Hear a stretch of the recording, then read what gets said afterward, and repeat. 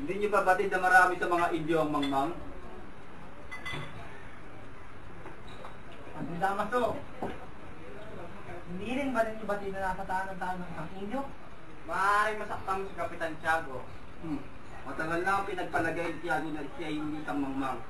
Inuulit ko, wala nang mas tatalo pa sa mangmangan ng mga Indio. Para sa Spanya!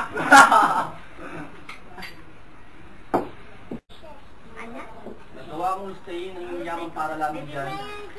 Wala ka na bang nakitang mas mahalaga? Sa kambulag, kahit ang batay alam yan. Papasalamat ako sa palagay ang loob ng ating bukas na. Ganun pa nga. Nung hindi pagpauman ninyo ko aalis na. Kagagaling ko lang ako sa mamang biyahe at ako'y magpapahinga. Para sa Espanya at sa Pilipinas. Ay, hindi pwede. Huwag ka munang umalis. Kapitansyado, darating pa si Maria Clara. Pagpauman ninyo, ako'y babalik na lamang sa kanya bukas. Sa ngayon ay ako'y magpapahinga muna. Maraming salamat.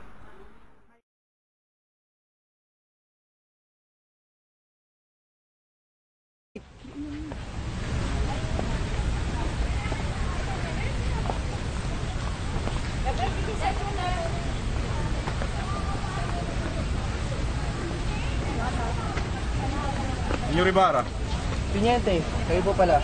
Ginulat niyo po ako. kumusta ang manatili mo sa ating bayan? Maayos naman mula nang nagbuhat ako sa Europa. Sana maging araw sa iyo Nalalaman ko sa pagkamatay ng aking ama. Maaari niyo po bang sabihin? Wala ka ba nalalaman? Ang iyong amay namatay sa loob ng bilangguan. Bilangguan? Namatay ang aking ama sa loob ng bilangguan? Hindi kaya kayo nagkakamali lamang? Hindi ako maaaring magkamali, Ibarra. Namatay si Rafael Ibarra dahil pinagbintangan siyang erehe at filibustero ni Father Damaso. Maaari niyo po bang sabihin sa akin ang lahat ng pangyayari? Ganito ang nangyari.